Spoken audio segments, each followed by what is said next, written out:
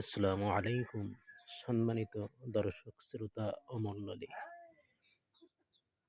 সবাইকে দেখছি দেশি মুরগি দেশি মুরগি দেশি মুরগি লালন পালন করতে, খামার গড়তে।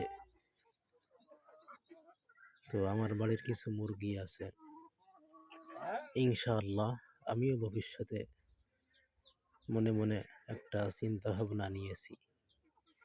আস্তে আস্তে করে অল্প থেকে শুরু করে নিয়ে আল্লাহ দিলে দেশি মুরগি গড়ে উঠাবো ছোট্টখাটো একটি খামার।